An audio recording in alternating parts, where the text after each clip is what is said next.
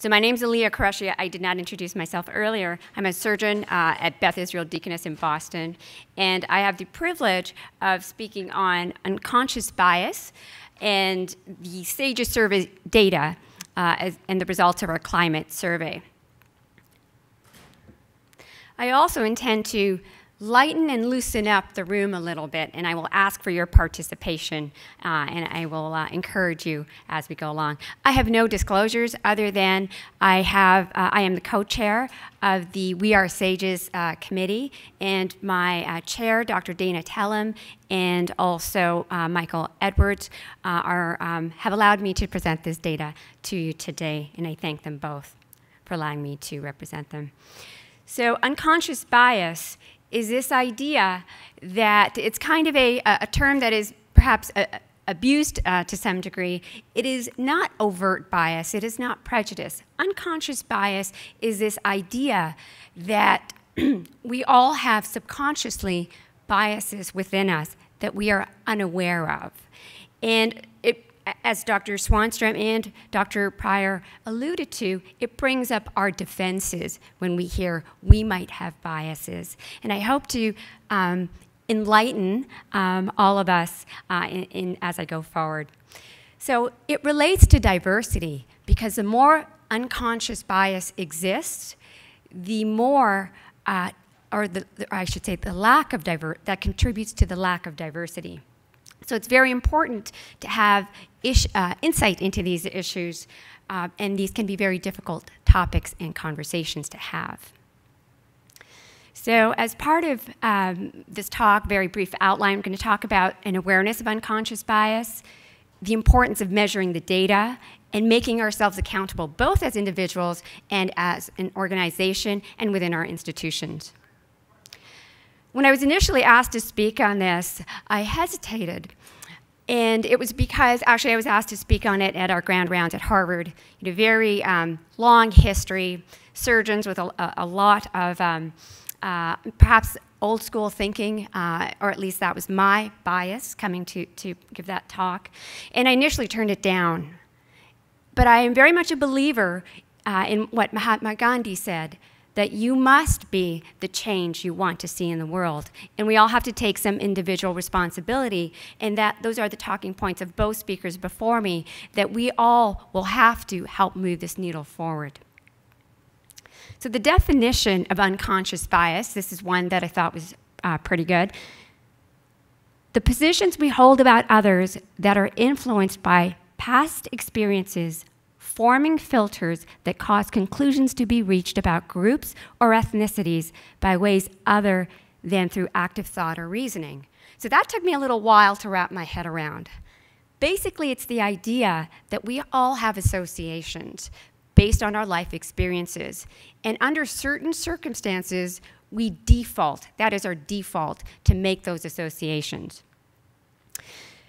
And that's kind of like a mind bug. And this is a great book called Blind Spot. It's by Mahzarin Banaji and Tony Greenwald. And in that book, they have this mind bug, or kind of a subconscious thing. And I'll just demonstrate it to you, because I was fascinated. And if you want to dig deeper into this issue, it's a great book to start. So now I told you I'm going to ask for some participation, and I really need you to do this. And I'm going to ask you either to raise your left hand or your right hand. So raise your left hand if you think the table on the left is longer, or do you think the table on the right? Okay, table on the left has it. Okay, excellent. So that's what I thought too.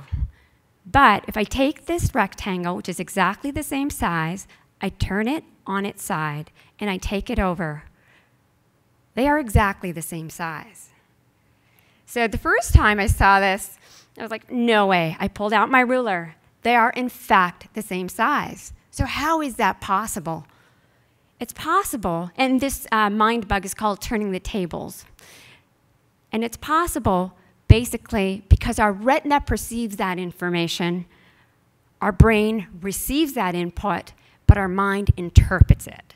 So because of the legs and all of the structures around the associations we make, we think those are two different sizes. And I know some of you are incredulous. And I know in my last time I gave this talk, some people got up and walked out because they're like, no way. But they are, in fact, the same size. So I think that's a demonstration to us in reality of how subconsciously we can interpret or sometimes misinterpret information. So unconscious bias exists in age, gender, gender identity, sexual orientation, weight, context, and these are not overt biases. You might think, and actually most of us think, completely the opposite. But if you were tested in a blind format about your associations, I bet you'd be surprised. I know I was. And this is what contributes to a great deal to the lack of diversity. There are four situations, four contexts that make us prone and put us at risk of having unconscious bias. Those are task, numbers, clarity, and perceiver. So what does that mean? So task, so for example, a nurse, somebody says, oh, nurse so-and-so called, you immediately might envision a female. If somebody says, or if you are in the situation where you have numbers, meaning you have a very large group and a very small group, you automatically start categorizing or pigeonholing the smaller group. That is just how we think. When there's lack of clarity, when you don't have enough information, that too is a risk because we default to our assumptions, to our associations. And then finally, the perceiver. When you're under stress, like when you're up in front of a group of people, when you're emotionally stressed, when you're fatigued, when you're in a rush, you will also default to stereotypes and to your assumptions. So the first part of this is really to make all of us aware. And then the second part will be to measure the data. So Project Implicit is this project that was started at Harvard by Mahzarin Banaji and Tony Greenwald and Brian Nosek. It is really cool. I contacted Mahzarin Banaji, and we had a big discussion about it. There are some critics of it, and I think they have some very valid points. If you go to the to Harvard University website and put in IAT, it immediately comes up, and you can take IAT tests in multiple areas. It's kind of fascinating. I agree that there's some bugs with it. However, it is a pretty interesting tool when you basically try to measure people's implicit prejudices. So that's a very difficult task. How do you do that? How do you look at implicit bias? This is not overt bias. That might be much easier to measure. So as I told you, there's going to be a very simple test. And I would ask for volunteers to come up here and do it. Fortunately, I'm not going to make anybody. I saw a few people get nervous. It's OK. I would too. What I'm going to do is ask you where you're sitting to loosen up and engage. And I'm going to ask you to raise your hand, either your left hand, if you think the answer is on the left, or your right hand. So you raise your left hand, you say left, or you raise your right hand and say right. Okay? And in fact, the voice is more important than your hand. So you're going to decide which association you're going to make. Two categories for the first part, male on the left, female on the right. This is just a quick example. So father, left, so you can say left. Sister, right. Okay, great. And mother, right. Okay, awesome. I'm getting some voice. So ready to start? We have to go through this pretty quickly. Don't analyze it.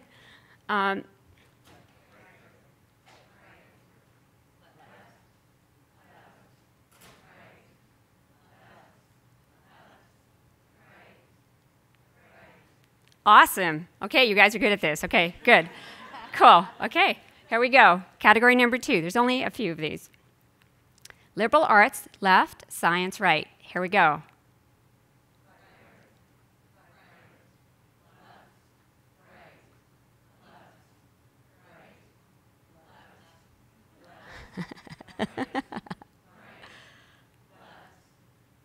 Awesome. Okay, cool. We're going to do now, we're going to combine some categories, okay? Stick with me. You guys are doing great.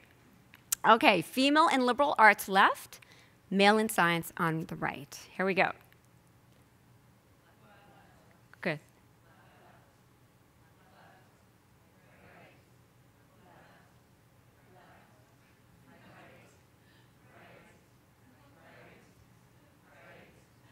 Cool, okay, you guys got the hang. So can you guess what we're going to do now? We're going to cross the categories, okay? Don't think about it. Here we go, last session.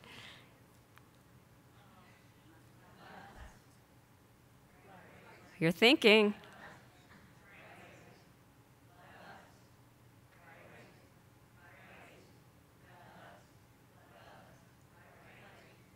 Okay.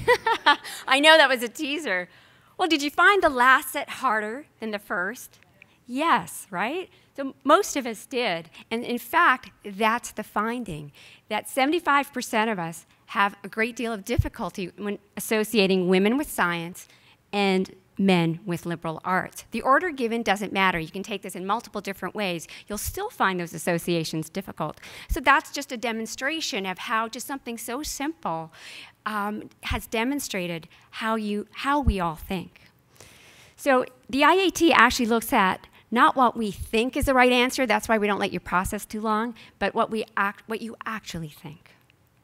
So the bottom line is, whether you know it or not, whether I know it or not, we all have biases. I have bias, and you have bias. The most important thing is that you recognize. So there may have been a time when unconscious bias was actually helpful. Perhaps running away from this line, you didn't want to process too much, you just needed to react. However, nowadays, it might not be such a good thing. By navigating to this seat today, you received over 11 million bits of information just to sit down at your chair. In fact, however, we can only process 40 bits at a time. That means 99.999996% of what we think and process is subconscious. That's kind of staggering. So when you look at unconscious bias, you can see that it has potentially a very big player in lack of diversity. You cannot improve what you cannot measure. And with that, SAGES took that initiative on under the leadership of Dan Jones. He created the task force. SAGES is a very strong membership, more than 6,500 members as of this morning. Very well attended meetings, very engaged membership, a very devoted leadership. So that's pretty awesome. We pride ourselves on our diversity and our inclusivity. However, we're not impervious to blind spots.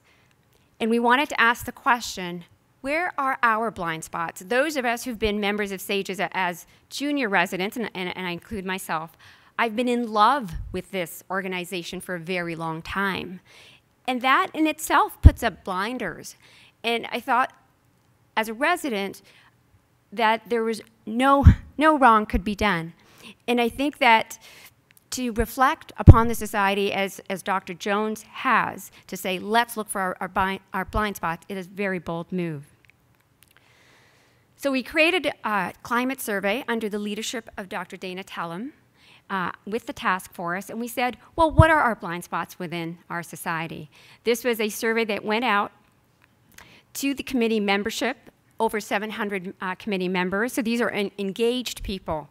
These are not average members, although I know the survey has not gone on. And that's a caveat to understand some of the results that we got. We asked questions around mentorship within the organization, the opportunities that people thought they had, or perhaps lack of opportunity, the attitudes and experiences within the organization. We also allowed the opportunity for free text. And in fact, those were some of the richest areas of information that we received from the survey. I will give you a brief summary in the interest of time of our survey responses. I won't go into detail. I will tell you that it is published, again, thanks to the leadership within our committee. It has been published, and I would encourage you to go read it if you'd like to know the details. The caveat here is that we got an excellent response rate, 52%. However, 73% of them were male and 63% were white. So that tells you already that there may be some inherent bias in the answers. And is that representative of SAGES? Well, that's a very good question, and we're actually looking into that, into those numbers. So the actual climate survey, the questions are actually on the left side. Overall, I am very satisfied with my SAGES membership. I am satisfied with my sense of being valued at the society, and it goes on in a very positive direction.